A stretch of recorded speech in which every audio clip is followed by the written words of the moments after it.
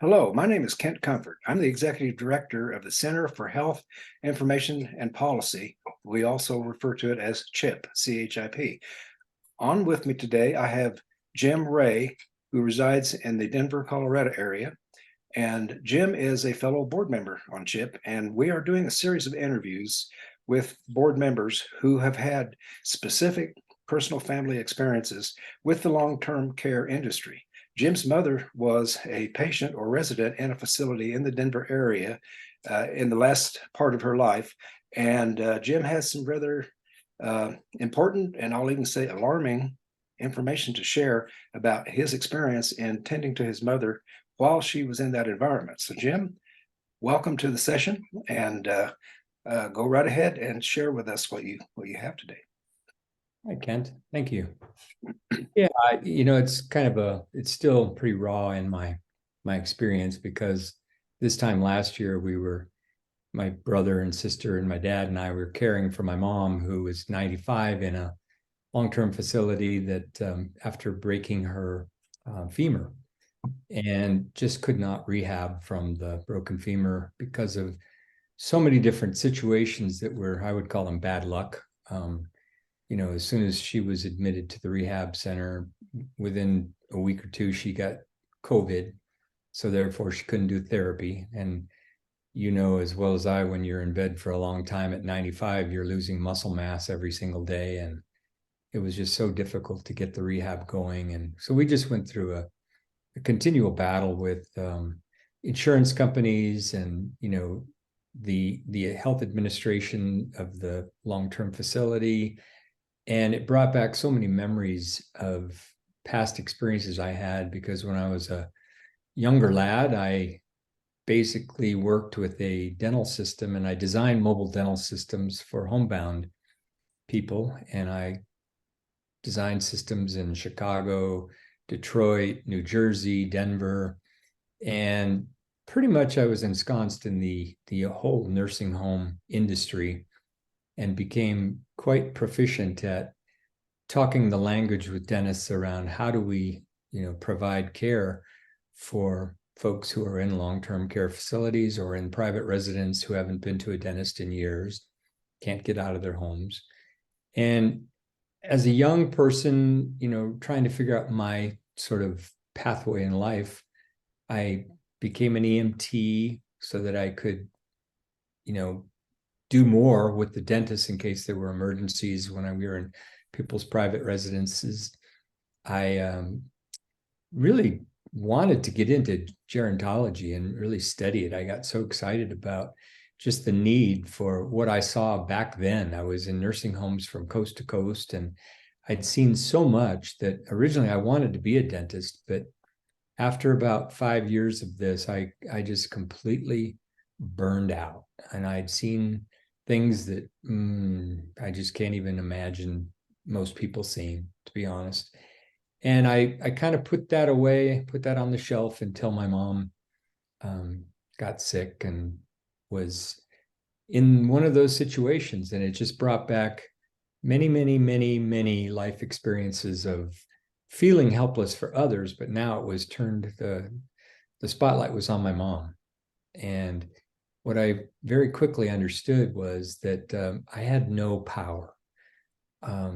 I took my degree, and when I got burned out, I went and got my doctorate in human communication studies with an emphasis in really tactical team development. But in the process of my graduate work, I studied medical communication.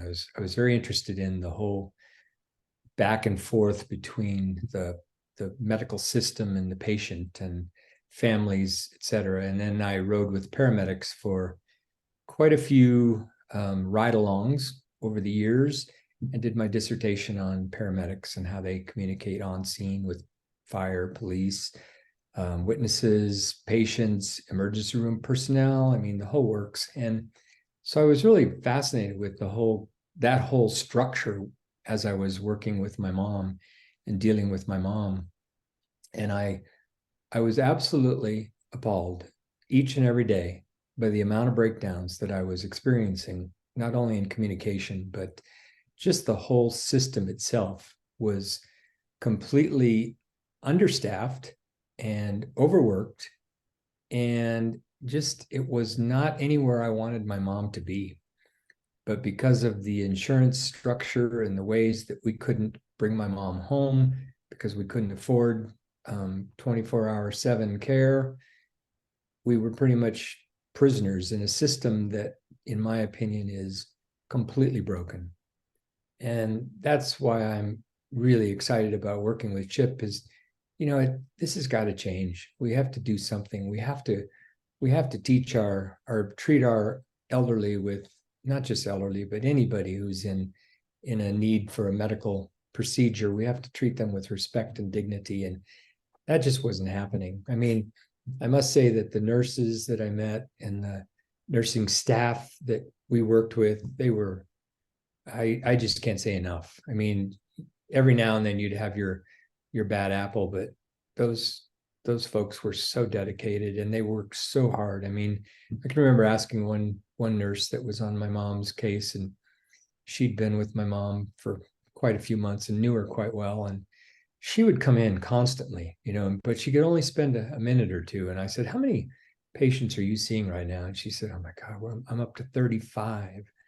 And that's just unconscionable for, she can't give a quality of service to 35 patients on her rotations. And she was just totally exhausted.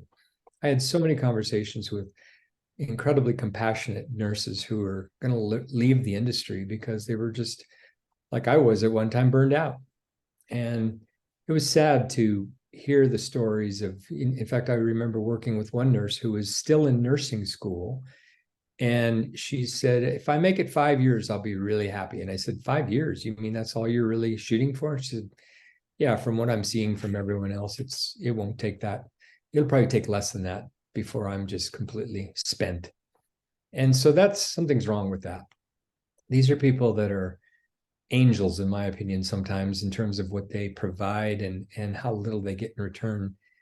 And when you see that breakdown within the system, and it seems like it's all wrapped around money, the almighty dollar, runs the system, and it is so broken. I mean, we're sacrificing patient care for the almighty dollar.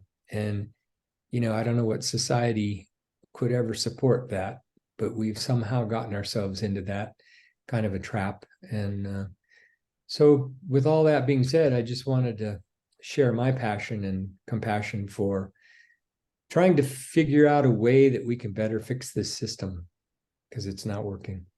That's really well stated, Jim, and heartrending too, for that matter. It is a broken system, as we're well aware. And the company, we won't name the company that your mother stayed with, but it's a national company that has a very, very bad reputation for just exactly what you described. But the thing is, we're not singling them out because we're learning nationwide that this is the operating practices of the entire industry. Because your comment about the almighty dollar, it's a overwhelmingly for-profit based industry. So here is the frightening aspect of this to consider. It's actually working perfectly, just not for people. Right. Not for the patient. And that makes the fixing it concern that you express even more challenging, because we're going up against people who don't want to change anything because, man, it's working. It's working. They're making a killing. And why would you want to tamper with that? So your mother was, in essence, a victim. I recall you telling me that during this process, she suffered stage 4 pressure ulcers, also known as bed sores. And we've learned that the incidence of that is grossly underreported, according to the CMS, in terms of properties like this. There should never be a stage 4 bed sore, ever. No. So yeah, it's a very challenging situation to take on, but we appreciate your commitment and your dedication to helping with this. We all feel the same way. And the best thing we know to do is to inform. And that's what this conversation is about. You have provided some well-stated information about this environment, and you're not unique. This didn't just happen to you and your family.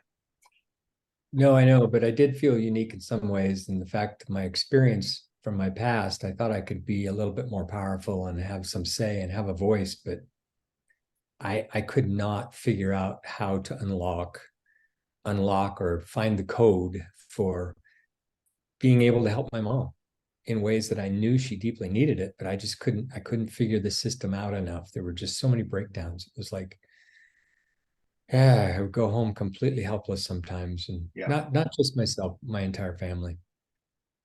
That's a very important insight and probably a very good one to leave hanging in the air, so to speak, for anyone that views this. Jim, really appreciate your time and your openness for sharing this story with us. You're welcome, Kent. Have a good day. Thank you. You too.